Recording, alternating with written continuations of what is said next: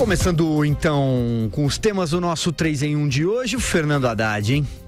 Candidato à presidência pelo PT, participou do último comício da campanha realizado no Largo da Batata, na zona oeste de São Paulo. Durante seu discurso, o petista falou que Bolsonaro está, abre aspas, a 2 entrevistas da derrota. Haddad também disse que o candidato do PSL vai tomar uma surra do povo brasileiro no domingo.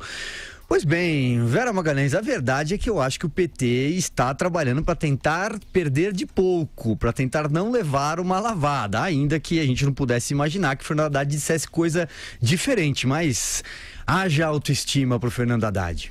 Tá certo, né, Silvio? Ir para um comício também para dizer, pessoal, valeu, obrigada, voltem em 2022, agora vamos todo mundo tirar férias.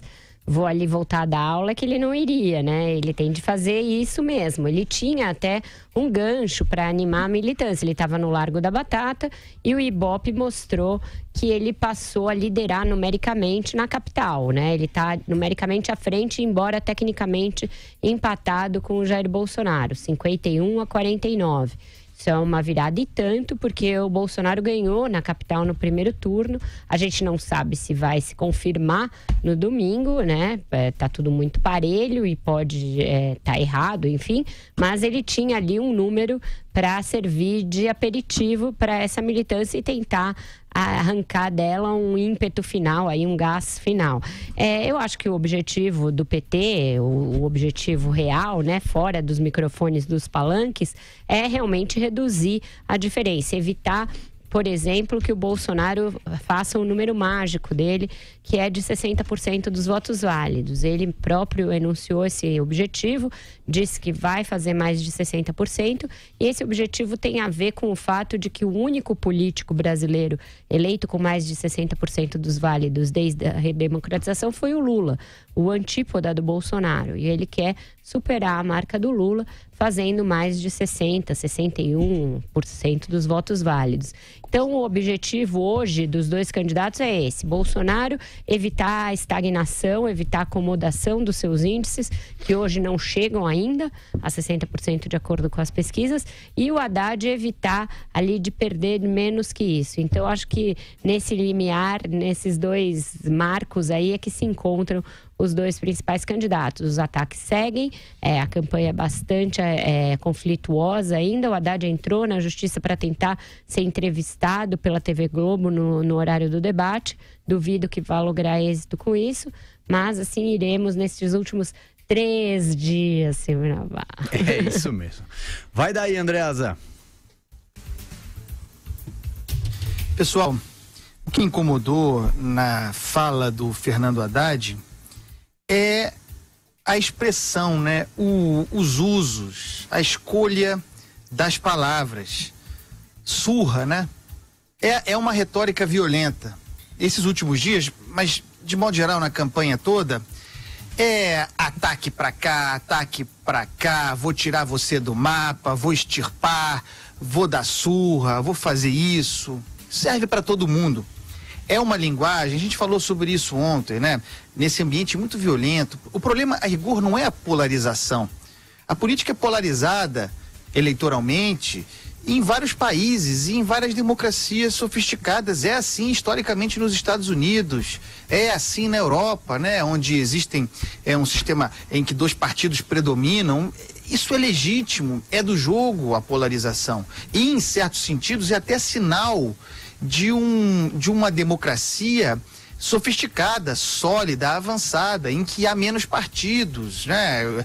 Em que a reforma política que nós pretendemos aqui no Brasil deu certo, em que se aguçam identidades de natureza ideológica. O problema não é a polarização. O problema é a polarização descambando para a violência. E aí é preciso ter senso de nuance. O Bolsonaro, com muita frequência, e os seus externam uma linguagem violenta, agressiva, uma retórica de enfrentamento, de artilharia, de infantaria, sem dúvida nenhuma. Mas quem cevou, quem plantou, quem cultivou a tradição recente política brasileira do nós contra eles, da cisão do país, foi o lulopetismo. que agora, com muita frequência, se faz de vítima.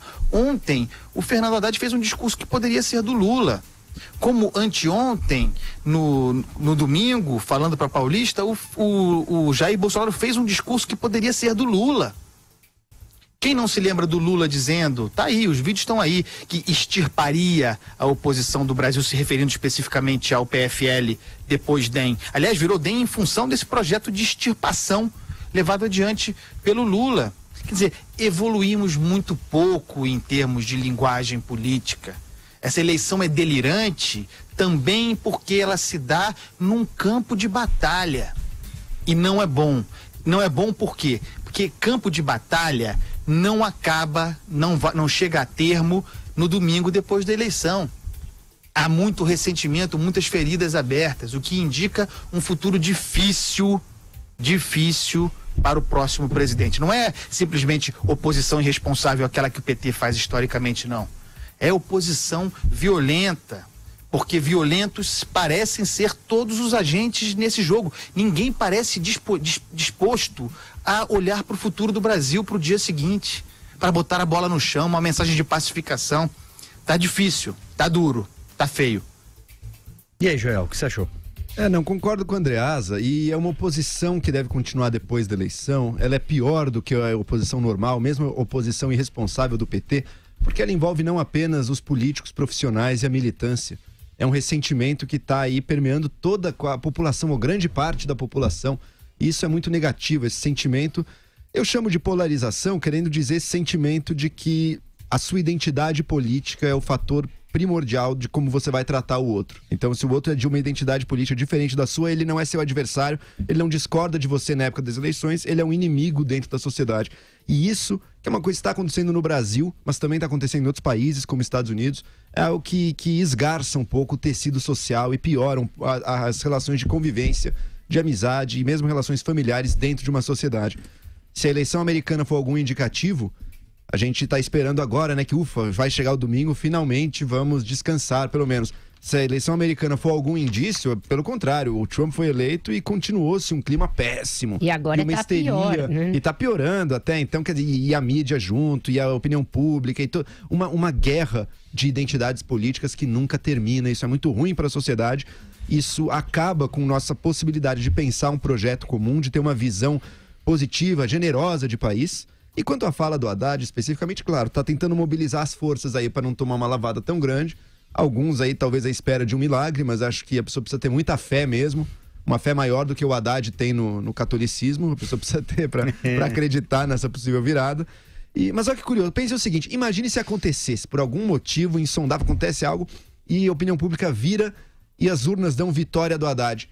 Qual seria a reação de grande parte dos eleitores, especialmente dos eleitores do Bolsonaro, dado que esse discurso das urnas fraudadas está tão popular e está permeando tanto aí a narrativa de um certo lado? O que será que aconteceria? Eu deixo só para um exercício, é óbvio que não irá acontecer, porque uma virada do Haddad aí é dentro do plano, fora dos milagres, é impossível.